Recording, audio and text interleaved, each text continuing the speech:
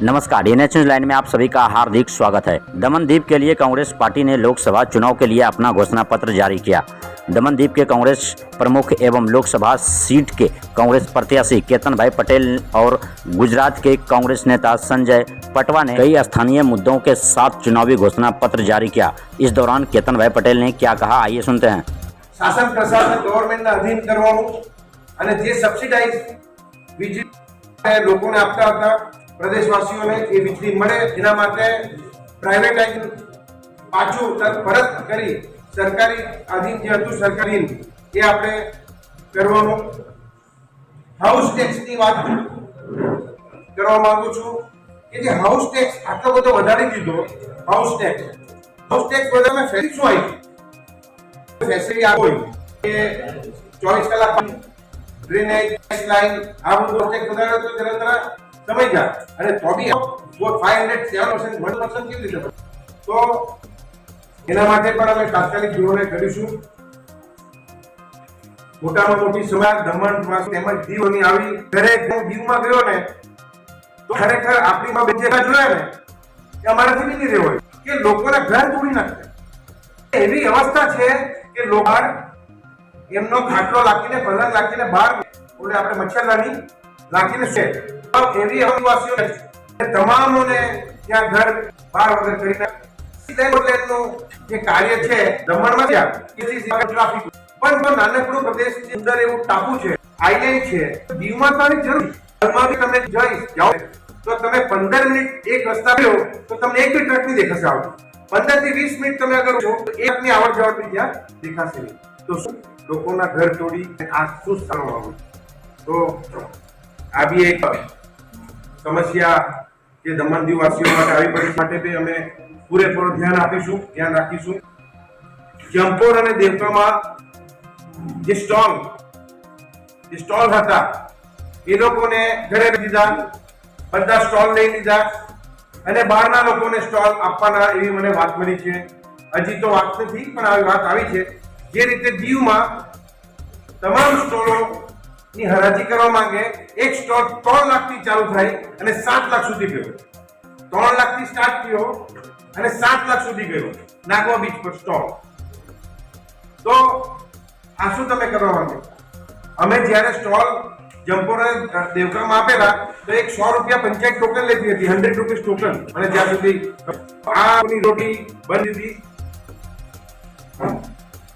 Licence hotels હોય કે પછી હોટેલ કીપર લાયસન્સ હોય કે આપણા બાર એન્ડ રેસ્ટોરન્ટ લાયસન્સ હોય કે પછી વાઇન શોપના લાયસન્સ હોય એ ખુલ્લા કરીશું, નવા આપીશું અને એની જોઈ સ્પેશિફાઈ રાખીશું કે ઓઆઈડીસી ઓમ્નિબસ ઇન્ડસ્ટ્રીયલ ડેવલપમેન્ટ પ્લાન જે છે એ સરકારી છે એ ધરી રહી છે અને બંધ કરાવીશું અને આપણા જે સ્થાનિક લોકો છે એ સ્થાનિક લોકોને રોજ મળે એવું અમે કહીશું। કેમ કે સરકાર કોઈ દિવસ દારૂનો ધંધો નહીં કરે જે રીતે ઓઆઈડીસી ધંધો કરી રહી છે। તાત્કાલિક ધોરણે આપી બંધ કરાવીશું અને લોકલ જે આપણા લોકો છે એ લોકોને આ સુવિધા મળે અને રોજગારી એના પર આપીશું।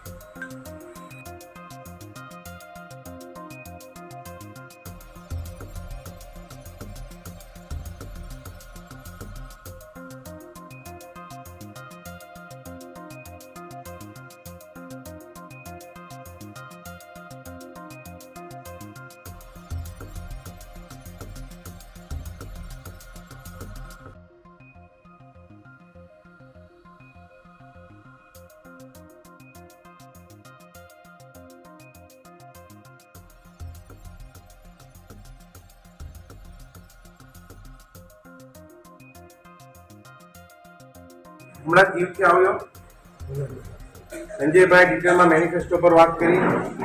એક બે દીવની વાત કરવા માંગુ છું। પહેલા દીવમાં મોટામાં મોટી સમસ્યા છે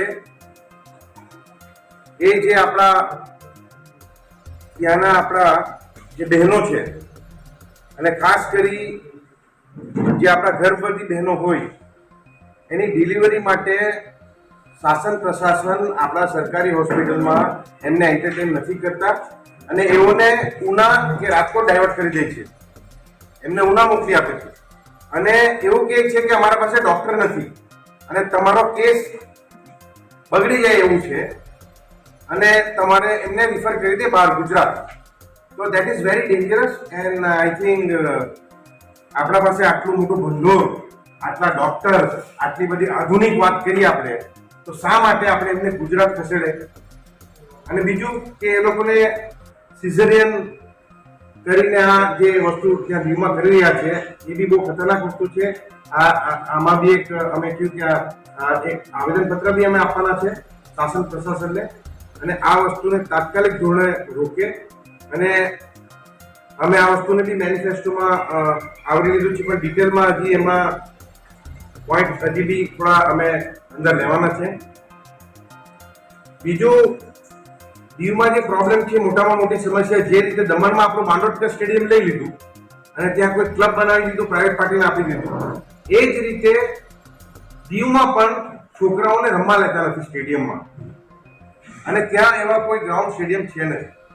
તો અમે એવું વિચાર્યું કે 2 આધુનિક સ્ટેડિયમનું નિર્માણ થાય દીવમાં, એક રૂરલમાં, એક અર્બનમાં. એટલે દીવ કે ગોગલામાં એક અર્બનાઇઝ એરિયામાં, મ્યુનિસિપાલિટી એરિયામાં, અને એક રૂરલ ગામડામાં એક 2 આધુનિક સ્ટેડિયમ ત્યાં ડેવલપમેન્ટ થાય.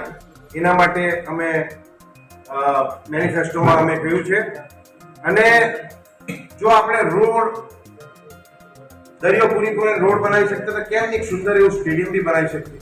સરકારની ઘણી બધી જગ્યા છે ત્યાં. અને કોઈ CSR હોય તો CSR નો ફંડમાં આપણે બધા સર્કલ પર બનાવતા, એના કરતી કેમ નહીં આપણે સ્ટેડિયમ બનાવીને બાળકો આપણે રમે? દીવમાં 2 છોકરા મળ્યા, એ રણજી ટ્રોફી રમે છે, એની બી મારી મુલાકાત થઈ, તો ત્યાંથી રણજી ટ્રોફીમાં બી નીકળ્યા છે. તો એ લોકોને જ કહેવાનું કે ભાઈ અમને અહીંયા અમારે ગ્રાઉન્ડ નથી. બીજું, દમણમાં જે થઈ રહ્યું છે ખાલી પેપર પર છે, એને કોઈ કે સેલ્ફ પરમિશન કોઈને આપતા નથી, કે પછી FSI વધારવાની વાત તો રિજનલ ટાઉન પ્લાનિંગમાં કહી દીધું, પણ એમાં કંઈ થતું નથી.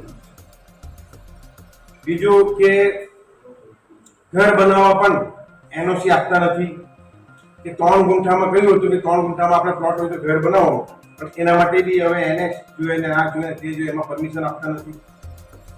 મોટામાં મોટી સમસ્યા આપણા દમણ અને દીવ વાસીઓમાં છે એ 80 થી 100 લાયસન્સ કેન્સલ રદ કરી નાખ્યા છે વાઇન શોપના.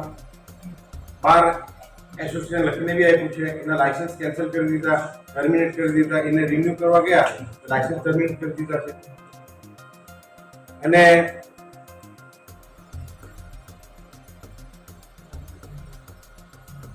ઇન્ડસ્ટ્રીઝની વાત કરવા માંગુ તો આપણા જે પ્રવાસી વર્કર છે બહારથી, જે નોર્થ ઇન્ડિયાથી આવીને અહીંયા કામ કરી રહ્યા છે, જે ઘણા વર્ષોથી દમણમાં રહી રહ્યા છે, અને બાકી આવજાવ બી બધા ઘણા બધા કરી રહ્યા છે. તો અમને એવી ખબર પડી છે કે ઇન્ડસ્ટ્રીઝ વાળા એ લોકોને સેલરી બહુ ઓછી આપે છે. જે મિનિમમ વેજીસ હોય એ વેજીસ કરતા બી ઓછી આપી રહ્યા છે, અને 10-10 દિવસની સેલરી કાપીને રાખી દે છે. અને એવું કહેવામાં આવે, પૂછે એટલે કે ભાઈ તમે લોકો ઘર ચાલી ગયા તો, એટલે એ લોકોને વેજીસ માત્ર 20 કે 18 દિવસનો જ આપે છે, અને બાકી એ લોકોને વેજીસ આપતા નથી. તો આ દાદાગીરી ઇન્ડસ્ટ્રીઝ વાળાને ચલાવીશું નહીં.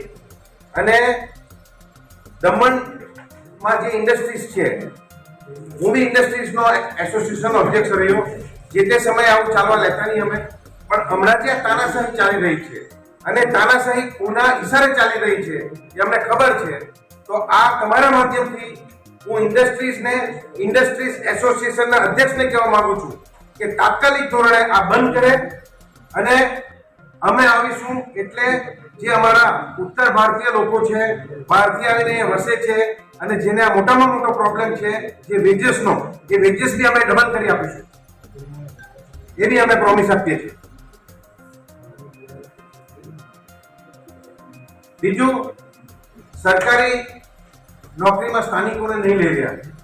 અહીંયા VTV ન્યૂઝનું લોગો બૂમ મેં જોઈ રહ્યો છે, આપણા સાથી મિત્ર હશે, પાછળ હું વાત કરીશ એમને પછી. VTV કાલે ન્યૂઝ ચલાવ્યું હતું મારા માટે કે ભાઈ કેતન પટેલે બફાટ કરી કે દમણ દીવ ગુજરાતમાં નથી, ગુજરાતનો ભાગ નથી, હવે એ લોકોને ખબર હોવા જોઈએ કે દમણ દીવ તો અલગ છે, ગુજરાતનો બફાટ છે, આખા દીવમાં ચલાવ્યું કે ભાઈ કેતન પટેલના બફાટ કે દમણ દીવ અને ગુજરાત અલગ. મને તો એવું થયું કે રાતને છોડી તો નહીં લીધું યાર. હા ખરેખર મેં બેંકને પૂછ્યું ભાઈ જોતા અહીંયા તો આપડા કઈ બી કરી શકે કાકાજી, તો મેં કહ્યું જોડી તો નહીં લીધું, ચેક કરો. એટલે પછી ખબર પડી કે હું તો કઈ નહીં હતું, પણ આ વીડિયો કારણે મિસ્ટેક હતી. તો એને જરા સુધારે, કેમ કે તમે રિજનલ ચેનલ છે અને તમે ચોથો અસ્તમે જ આવું કરશે તો કેમ પબ્લિક શું કરશે? બીજું